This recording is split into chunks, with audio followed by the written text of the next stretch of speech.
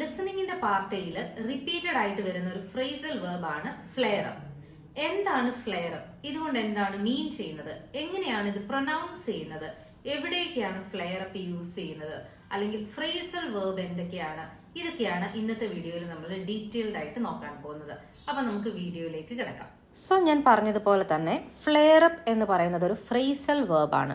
Phrasal verb എന്ന് പറഞ്ഞു കഴിഞ്ഞാൽ ഒരു ഇഡിയമാറ്റിക് ഫ്രേസ്, അതിനകത്ത് ഒരു വേർബ് കാണും, അല്ലെങ്കിൽ ഒരു അഡ്വേർബോ പ്രിപ്പോസിഷനോ അതിൻ്റെ കൂടെ വരും. ഒരു verb plus adverb or preposition, അല്ലെങ്കിൽ വേർബിൻ്റെ കൂടെ അഡ്വേർബും പ്രിപ്പോസിഷനും ഒരുമിച്ച് വരുന്നതിനെയാണ് ഫ്രേസൽ വേർബ് എന്ന് പറയുന്നത്. ഒരു എക്സാമ്പിൾ പറയുകയാണെങ്കിൽ സി എന്ന് പറയുന്നത് ഇവിടെ ഒരു വേർബാണ്. ടു എന്ന് പറയുന്നത് ഒരു പ്രിപ്പോസിഷൻ ആണ്. ഓക്കെ, അപ്പോൾ വേർബിൻ്റെ കൂടെ പ്രിപ്പോസിഷൻ വന്നു, അതിനെ ഒരു ഫ്രേസൽ വേർബായിട്ടാണ് കൺസിഡർ ചെയ്യുന്നത്. അതിൻ്റെ കൂടെ തന്നെ ഒരു പ്രിപ്പോസിഷൻ മാത്രമാവണം എന്നില്ല, വേർബും അഡ്വേർബും പ്രിപ്പോസിഷനും കൂടെ ഒരു ഫ്രേസ് ആക്കി പറയുമ്പോഴും നമ്മളതിനെ ഫ്രേസൽ വേർബ് എന്ന് പറയാറുണ്ട്. അതായത് ലുക്ക് ഡൗൺ ഓൺ, ഇവിടെ ലുക്ക് എന്ന് പറയുന്നത് ഒരു വേർബാണ് അല്ലേ. ഡൗൺ എന്ന് പറയുന്നത് ഇവിടെ ഒരു അഡ്വേർബാണ്. ഓൺ എന്ന് പറയുന്നത് ഒരു പ്രിപ്പോസിഷനാണ്. So verb plus adverb plus preposition, അപ്പം അതെല്ലാം കൂടെ ഒരുമിച്ച് വന്നപ്പം അതൊരു phrasal വേർബായി.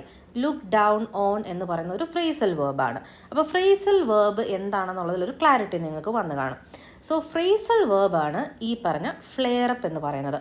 Flare up normally use ചെയ്യുന്നത് ലിസണിങ്ങിൻ്റെ പാർട്ട് എയിലും ലിസണിങ്ങിൻ്റെ പാർട്ട് ബിയിലും reading part B, A and സിയിലൊക്കെ ഫ്ലെയർ അപ്പ് എന്ന വേർഡ് പാരഗ്രാഫിലോ അല്ലെങ്കിൽ ലിസണിങ്ങിൽ തന്നെ അവർ പറയുന്ന ഓഡിയോയിലൊക്കെ നമ്മൾ നോർമലി കാണാറുള്ള ഒരു വാക്കാണ്, അല്ലെങ്കിൽ ഒരു ഫ്രേസാണ്.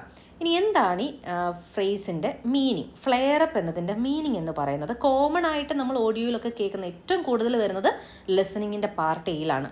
സോ ഫ്ലെയർ അപ്പ് എന്ന് പറഞ്ഞു കഴിഞ്ഞാൽ സഡൻ ഔട്ട്ബേഴ്സ്റ്റ് ഓഫ് സംതിങ്. ഓക്കെ, പെട്ടെന്നൊരവസ്ഥ, പെട്ടെന്നൊരു കണ്ടീഷൻ ഡെവലപ്പ് ആകുന്നതിനെ ഫ്ലെയർ അപ്പ് എന്ന് പറയാറുണ്ട്. അതല്ലെങ്കിൽ ഒരു കണ്ടീഷൻ ഓൾറെഡി കഴിഞ്ഞ വർഷം വന്നു, അത് വീണ്ടും ഈ വർഷം ഒന്നുകൂടെ വന്നു എന്ന് പറയാനായിട്ട് ഫ്ലെയർ അപ്പ് എന്ന വേർഡ് യൂസ് ചെയ്യാം, ഒരു ഫ്രേസ് യൂസ് ചെയ്യാം.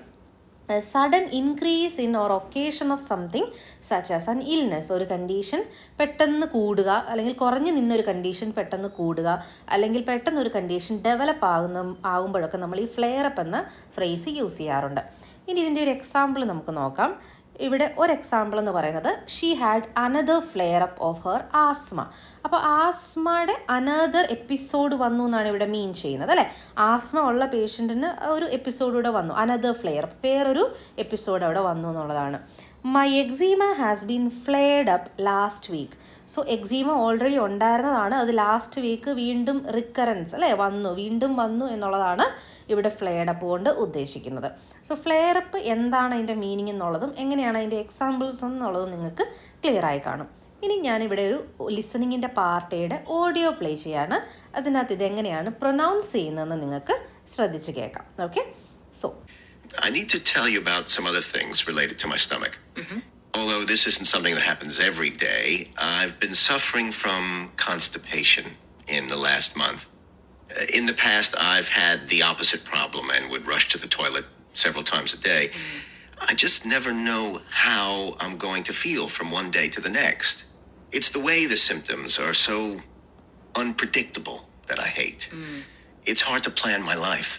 Were there any other symptoms unrelated to your stomach and bowel? Well, I have a skin condition that can flare up, and I know this could be related to irritable bowel syndrome. So I have a skin condition that can flare up.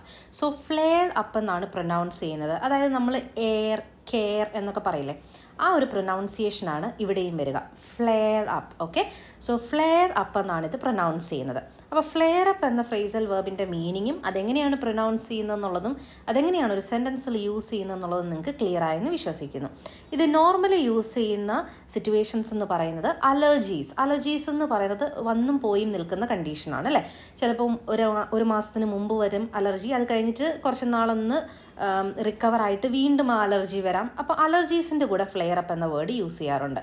പിന്നെ skin conditions like eczema, psoriasis, itching, അങ്ങനെയുള്ള കണ്ടീഷൻസിൻ്റെ കൂടെ flare up use ചെയ്യാറുണ്ട്. Asthma ഒരു episodic പ്രോബ്ലമാണ്, continuous ആയിട്ടുള്ളതല്ല, ഇടയ്ക്കിടയ്ക്ക് വരുന്നൊരു കണ്ടീഷനാണ് അല്ലേ.